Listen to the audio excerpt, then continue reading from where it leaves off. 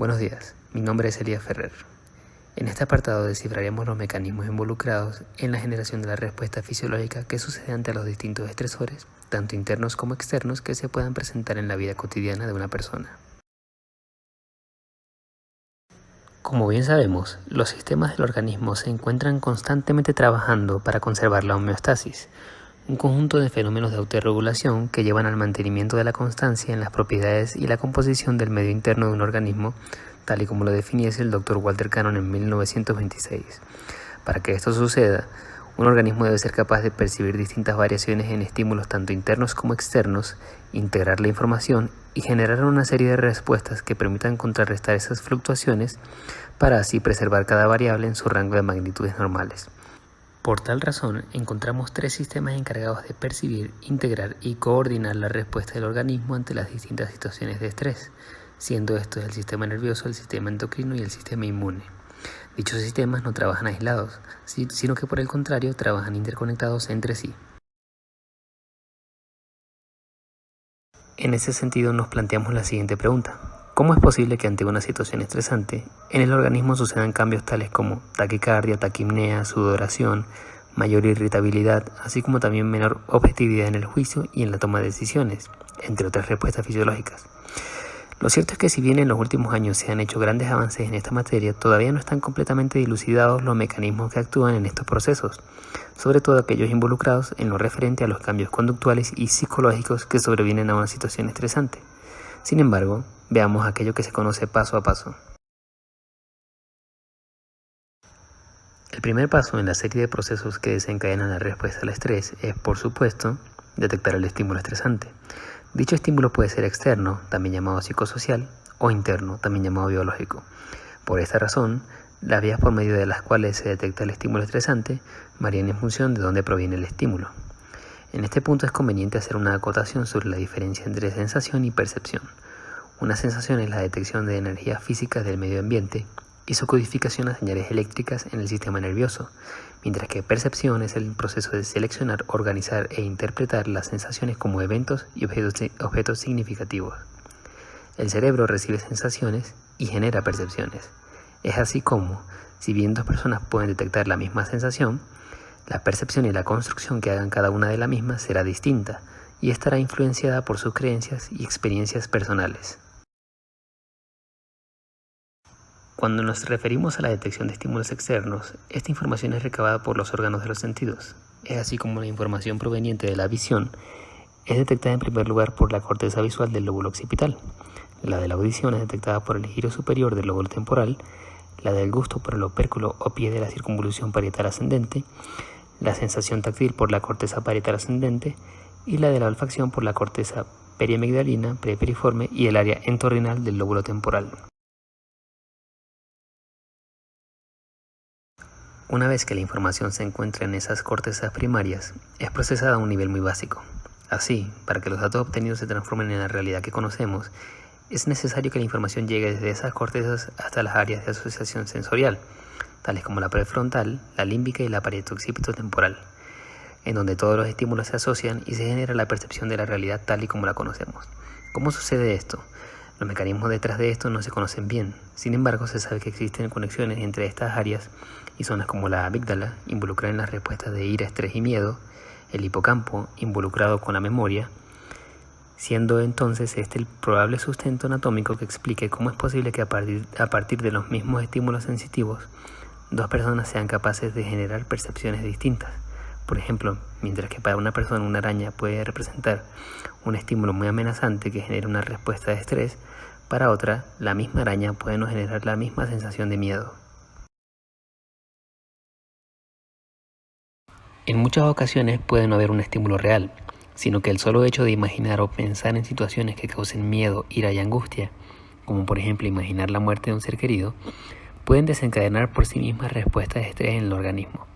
Las bases anatomofisiológicas que explican esto se verán más adelante, pero podemos adelantar que las conexiones entre la corteza de asociación prefrontal, el sistema límbico, el hipocampo y el hipotálamo son el sustento anatómico por medio del cual simples pensamientos se transforman en ataques de estrés. Es importante notar que el pensamiento y la imaginación no constituyen un estímulo interno, sino externo, porque sucede en base a construcciones psicosociales previamente aprendidas. En este caso, por ejemplo, el miedo a la muerte es algo aprendido. Por el contrario, en una sociedad donde se tratara la muerte como algo bueno en vez de algo malo, el mismo pensamiento del fallecimiento de un ser querido no desencadenaría una respuesta de estrés generalizada en el organismo. Una vez que la información se encuentra en las cortezas de asociación, es necesario que ésta llegue desde las mismas hasta el hipotálamo, el cual es el centro desencadenador, controlador y coordinador de la respuesta del organismo al estrés. Para que esto suceda, la información debe seguir una ruta con varias estaciones. Parte en primer lugar desde la corteza cerebral límbica, es decir, la corteza cingulada de la corteza parahipocampal, y también desde la corteza prefrontal, tanto medial como ventral, especialmente desde la corteza prefrontal. Desde estos puntos la información es enviada hacia la amígdala, un núcleo de materia gris localizado subcorticalmente con respecto al giro parahipocampal en relación anterior con el hipocampo. La amígdala representa en sí un centro crítico para la integración de la información sensitiva y sensorial que requiere una respuesta de estrés o ira. La amígdala, luego de integrar la información aferente, la envía hacia varios sitios del encéfalo.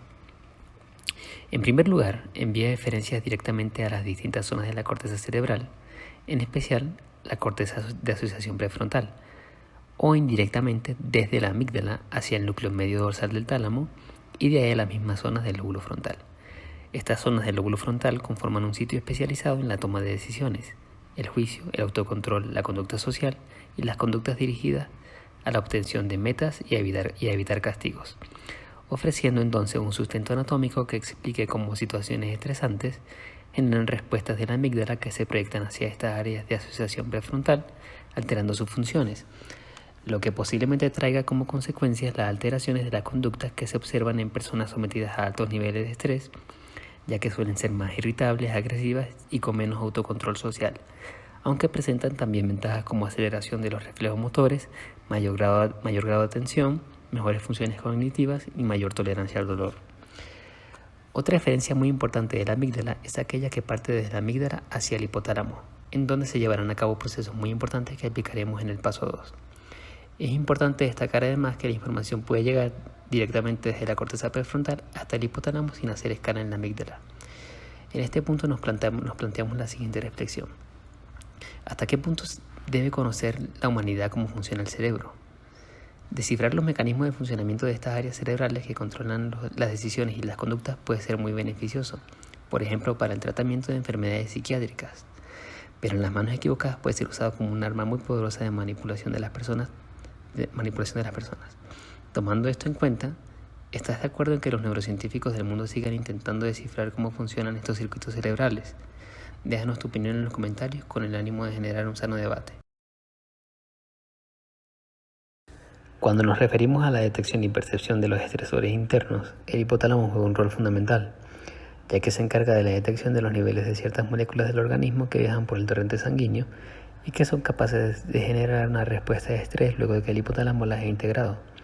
Pero se preguntarán, ¿cómo es posible que el hipotálamo detecte estos estímulos que viajan por el torrente sanguíneo si la barrera hematoencefálica se encuentra recubriendo dichos vasos y por tanto impide el paso de las moléculas? Debemos recordar la existencia de los denominados órganos circunventriculares, que son estructuras encefálicas especializadas que están localizadas alrededor del tercer y cuarto ventrículo. Se diferencian del resto del parénquima cerebral porque son áreas altamente vascularizadas que no poseen barrera hematoencefálica. Entre estos órganos encontramos a nivel del hipotálamo al órgano vascular de la lámina terminal y a la eminencia media.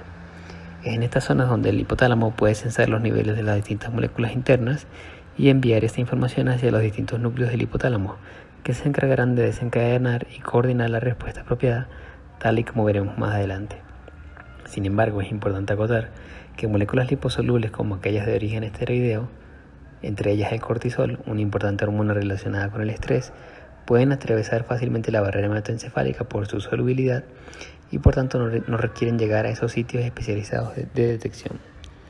Entre las moléculas internas capaces de ser detectadas por el hipotálamo y desencadenar una respuesta de estrés encontramos moléculas del sistema inmune que se producen en presencia de infecciones e inflamaciones, como las citocinas, en especial las interleuquinas 1 y 6 y el factor de necrosis tumoral alfa, así como ciertos componentes de las paredes de las bacterias, como por ejemplo los lipopolisacáridos. En adición, otros estímulos internos capaces de generar una respuesta de estrés son disminución en los niveles de glicemia, señales de deshidratación o hemorragia, como aumento de la osmolaridad e hipotensión arterial, así como también moléculas que, si bien son de origen externo, son detectadas como un estímulo interno, tales como anfetaminas y cocaína. Una vez que un estresor interno ha sido detectado por el hipotálamo, la sensación generada por dicho estímulo puede, además de desencadenar la respuesta de estrés por vías que veremos más adelante, llegar a niveles conscientes mediante otras dos vías. La primera conecta el hipotálamo con la corteza límbica y transcurre desde los cuerpos mamilares del hipotálamo hasta el núcleo anterior del tálamo gracias al tracto mamilotalámico y de ahí a la corteza límbica. Y la segunda vía conecta directamente las zonas posterior, anterior y tuberosa del hipotálamo con toda la corteza prefrontal. Estas dos rutas explican, pues, el por qué un estresor interno puede causar y alterar las emociones de un individuo. Como vimos anteriormente, el hipotálamo es un centro receptor e integrador tanto para los estresores internos como los externos. En ese sentido, vemos cómo el hipotálamo surge como el principal centro integrador, desencadenador, regulador y coordinador de la respuesta del organismo, no solo al estrés, sino a las distintas emociones del día a día. Una vez que el hipotálamo ha recibido e integrado la información, desencadena la respuesta del organismo por medio de dos vías, una nerviosa y una endocrina. Con respecto a la vía nerviosa, los núcleos paraventricular, lateral y posterior del hipotálamo envían eferencias hacia distintas zonas del tallo cerebral y la médula espinal. En el tallo cerebral la información llega a distintos núcleos, tales como: número 1, los núcleos que controlan los movimientos de los músculos mímicos de la cara, lo que explica por qué las emociones son capaces de generar cambios involuntarios difíciles de disimular en la expresión facial. Otra eferencia del hipotálamo llega a la formación reticular, un entramado de núcleos y conexiones que se extiende desde el tallo cerebral hasta el tálamo. En esta, la información llega hasta distintos núcleos que se encargan de controlar la actividad cardíaca, respiratoria y miccional. Este control lo ejercen a través de conexiones que influyen sobre la actividad de las neuronas preganglionarias del sistema nervioso autónomo, como veremos más adelante. Son las neuronas encargadas de llevar a cabo los cambios en la actividad de los distintos órganos del cuerpo humano. En adición, otra de las eferencias del hipotálamo llega directamente hasta las neuronas preganglionarias del sistema nervioso autónomo, tanto en su división parasimpática, localizada en tallo cerebral y médula espinal sacra, como en su división simpática, localizada en la médula espinal toracolumbar, para influir directamente sobre su actividad. Como nota adicional, podemos indicar que a estos tres sitios referidos anteriormente no llegan solo a aferencias desde el hipotálamo, sino que también algunas pueden llegar directamente desde la corteza de asociación prefrontal y desde la amígdala. Con lo que hemos explicado hasta este punto, podemos decir entonces que si bien la corteza cerebral es la encargada de proporcionar la sensación y vivencia consciente de la emoción, es el hipotálamo el encargado de generar y coordinar las respuestas orgánicas que estas emociones acarrean. Cuando de estrés se trata, el organismo genera la famosa respuesta de lucha o huida, término acuñado por el Dr. Walter Cannon en 1915. En ese sentido, es necesario que se reduzca la actividad del sistema nervioso parasimpático, encargado de la recuperación de energía de reservas metabólicas y el estado de reposo, y aumente la actividad del sistema nervioso simpático, encargado de proveer la máxima cantidad de energía posible para el organismo. Así como también es el encargado de preparar el organismo para luchar o huir. Esto lo logra aumentando la actividad de ciertos órganos y disminuyendo la actividad de otros. Los efectos que ejercen el sistema nervioso simpático y parasimpático sobre los distintos órganos son llevados a cabo por distintos neurotransmisores liberados por la neurona autonómica postganglionar, que activan a distintos receptores metabotrópicos en el órgano y desencadenan una cascada de señalización celular que determina los cambios que se suscitan en el órgano en cuestión. Por cuestiones de tiempo no podremos hablar detalladamente sobre esto. Por lo expuesto anteriormente, podemos conocer entonces que las eferencias desde el hipotálamo y desde la formación reticular hacia las neuronas preganglionares del sistema nervioso parasimpático inhiben su actividad, al mismo tiempo que las eferencias desde estos mismos sitios hacia las neuronas preganglionares del sistema nervioso simpático aumentan su actividad, lo que las induce a secretar acetilcolina endoterminal sináptica, y esto conlleva a la activación de la neurona postganglionar del sistema nervioso simpático que secreta noradrenalina. La noradrenalina secretada entonces actúa sobre los receptores de los distintos órganos y genera por tanto los siguientes efectos sobre el organismo. En el ojo ocurre una dilatación de la pupila, también llamada midriasis, para que mejore la recepción de luz y por tanto la visión.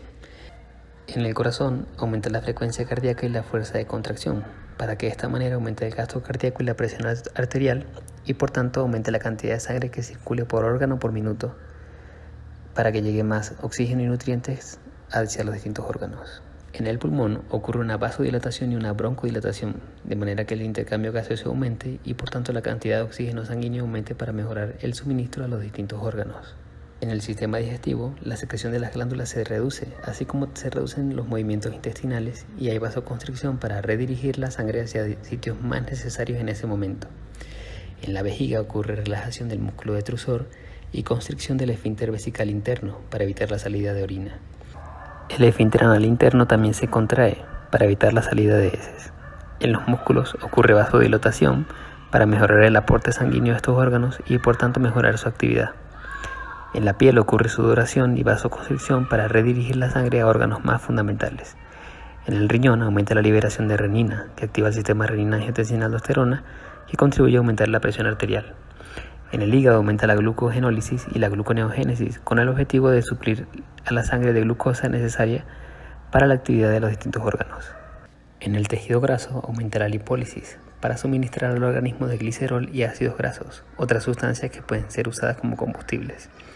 En la médula de la glándula suprarrenal se estimula la secreción de adrenalina y noradrenalina, las cuales actuarán igualmente sobre los receptores del sistema nervioso simpático localizados en los órganos y contribuirán a magnificar la respuesta ya suscitada en cada órgano. Esto es lo referente a la respuesta nerviosa al estrés. Ahora veamos resumidamente la respuesta endocrina.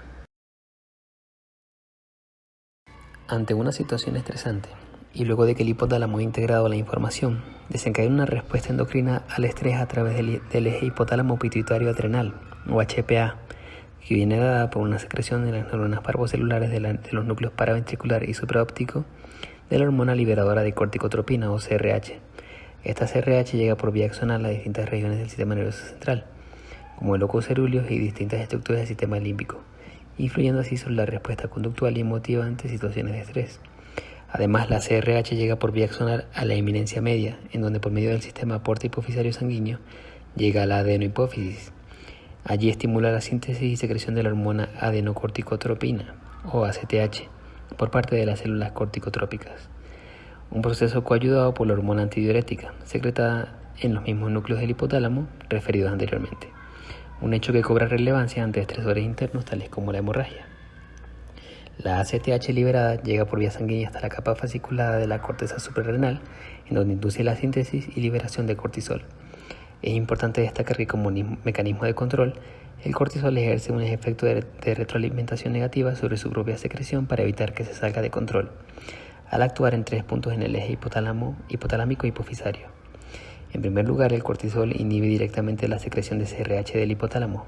En segundo lugar, el cortisol inhibe indirectamente la secreción de CRH por efecto sobre las neuronas del hipocampo, que hacen sinapsis en el hipotálamo. Y por último, el cortisol inhibe la acción de la CRH sobre la hipófisis anterior, lo que da lugar a inhibición de la secreción de ACTH.